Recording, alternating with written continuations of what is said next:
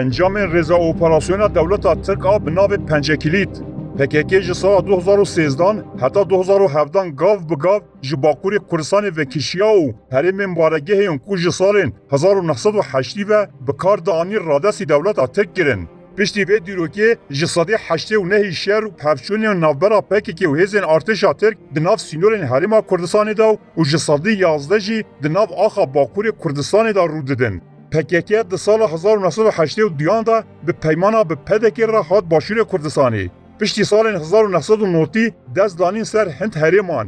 Bi taybetî di sala 2000 da bi destûra hêzên siyasî Başûrê Kurdistanê li qadeke berfireh belav bû.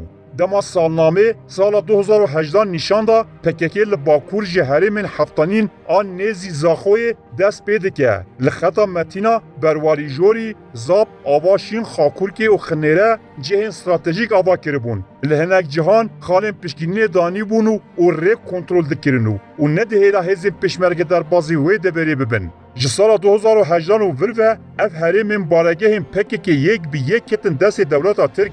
Ger em sal bi sal operasyonan bi kurtî behs bikin di vî awayî ne. 11 Adara 2018 operasyona biryardarî. Operasyona ku ji sînorê Şemzînan dest pê kirî gihişt hundirê Xakurkê û têkiliya sînor qut kirin. Bi vê operasyonê hêzên çekdar ên Tirk li bilindahiyên çiyayên Zagorosê bicih bûn. Vê operasyonê bingehek ji bo operasyonên wê piş ra bi navê Pençekilît bên kirin danîn. Biryargeha Xakurkê cihê xwe terekand. Di sala 2019 da dewleta Tirk dest bi rêza operasyona Pençe kir. Di operasyona li ser xeta Şemzînan Xakurkê Xinêre da hêzên leşkerê Tirk bi şev xetên Lolan û Lêrkanê bi taybet Ermûş ku navenda herêmê ye bi dest xistin. Li girên Ebdalkovî, Şekîv û Şehîd Şerîf ku ji sala 1986 ve PKK lê bicih bûye leşkerê Tirk hawayî danî û PKK di nava çend saetan da vê berxwedan ji wan herêman derketin. Navend û dibistanên paşkê, komîteyên ronakî, zanistî, ragihandin, çapemenî, çand û hunerê û dibistanên PKK, Akademiya Mazlûm Doğan û hêzên li herêmê cih û warên xwe berdan û derbasî xeta Ranya, Silêmanî û Mexmûr Rojava bûn. Hêzên leşkerî baş de vekişyan û li xeta goşîne dola mihacira, dewrûberê Rostê, Sîdekan, Gelale û Keleşînê bicih bûn. 2020 operasyona Pençekilît û Pencepiling di 15 Xizîranê da operasyona bi navê Pencebaz û di 16 Xizîranê da bi navên Pencepiling hat li darxistin. Navenda operasyonê vê jarê xeta heftanînê bû. Li vê herêmê baregehên PKK'yê ku Bakur dimeşand terzîxane, cebilxane û yekîneyên lojîstikê lêbûn. Her wiha li vir çûn û hatina Rojava dihate birêvebirên. Di şebekê da artêşa Tirk ji Mêrgeşîş yanî tepê Partîzan, Qesrok, Deryê Dawetiya, tepê Sîpan, Şehîd Bêrîvan, Şejdara, Çiyayê Xantur heta deşta Teqê bi leşkerên bejahî û hewayî girt. Di encamê da baregeha serekêya PKK geliyê Pisaxa, Perex, xeta Pîrbila, Keşanê û Şeraniş ket destê artêşa Tirkiyeyê PKK li vir hêzên xwe berbiçiyayê spî û zinarê kêste û xeta Berwarî Jor vebirin. Operasyona Pencebrüsk, Pencepiling, Pencebaz di 2021 de.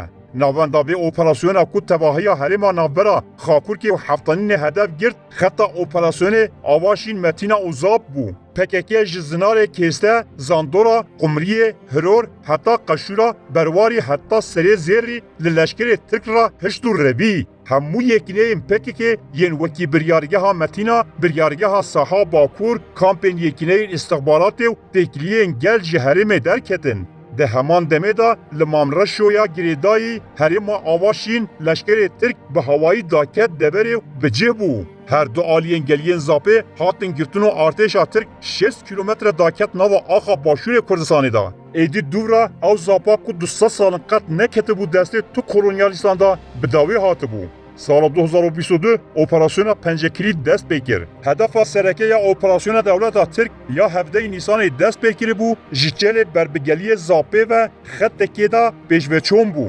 PKK ji sala 1992 ve Zapê wekî cihê xwe yê stratejîk li herêma Kurdistanê bikartîne. Piştî vê heyama 3 salî devera Zapê bê ku were parastin radestî leşkerê Tirk hat kirin. Operasyon li şkefta birîndara yanî Serê Sênya Çiyayê Reş gire cehennem yani marina hatta kure jaro la aliye dinji li metina gire hakkari yani elho seri metina u avaşin berdevam kir. 2023 operasyona pencekilit. Hezên cektar ên Türkiye bi vê operasyonê hewildora xwe xurt kirin da ku li berfirehî û kurahiya herêmê ku ev 5 salin di destê wan de ye serdest bibe. Bingehên mayînda ava kirin. Li serê çiya rêkên duble çêkirin. Berê jî cihên stratejîkên PKK yên wekî navenda Komara Zapê, Akademiya Mahsûm Korkmaz, Fermandariya Biryargeha Navendiya HPG û Akademiya Şehîdbêrîtan ji aliya artêşa Tirk ve hatin kontrolkirin.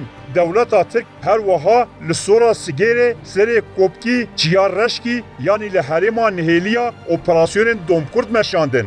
2024 dawîbûna operasyonê Pençekilît Devleta Tirk di bihara îsalda ragihandibu ku ew ê ji niha ew pê ve operasyona bi navê Pençe bi dawî bikin. Heta niha operasyon derbarê herêmên girê Efem, Tepe Ortê, Bêqulkê, Şêlazê û Nizarên Metînî berdewam in. Êrişên hewayî rojane li derdora gundên Nihêliya li ser xeta Amêdiyê û Şeladizê didomin. Encama operasyonên Pençekilît ên 6 sala wiha ne. Yek, wek ku di nexşeyê da jî diyar dibe. Ji sedî 85 deverên baregehên PKK di sala 2018 da ketin destê artêşa Tirk. Tenê çiyayê garê li derveyê operasyonê ma. Şeranûsa wê jî dê bihara pêşiya me diyar bibe. 2. PKK herêmên ku ji salên 1990 ve di destê wan de bû yek bi yek terikandû. Li derdora Şengal, Mexmûr, Germiyan, Silêmanî û Ranya, Assos û Qendûl û Çomanê bi cih bû. Vêja li vir dibêje ez ê dewleta Tirk ji nav bibim. 3. Taktika tünela şerra PKK iflas kir. Gerîla tenê bi yekîneyên biçûk ên ji çend kesan pêk tê dikarin tev bigerin. Ew çend şarakiyên ku PKK bi sûdwargirtina ji şert û mercên hewayî, mîna mij, baran û her wiha pêkanîne, net çalakiyên we ne ku PKK herêmên ku ji dest dane bikarîbe paş da bistîne. Ew tenê propagandayeke ku ji bo raya giştî tê kirin. 4. Sedemên ku PKK herêmên baregehên xwe ji dest dayî ne pêşmerge û hikûmeta Herêma Kurdistanê ye. Heta niha van hêzan çi rêgirî li PKK nekiriye. Gotinên bi vî rengî yên PKK tenê propagandaya reş e. 5. Eger PKK herêmên dibin kontrola xwe da radestê hêzên pêşmerge bikira, îro hêzên Tirkiye nikarîbû li van herêman bi cih bûna. 6. Di operasyona rêze pençeyan da ziyanên herî mezin gihîştin hikûmeta Herêma Kurdistanê û xelkê başûr. Ger PKK bi heman helwestê bidome dê hêj ziyanên mezintir bigihîne Herêma Kurdistanê û gelê Kurd.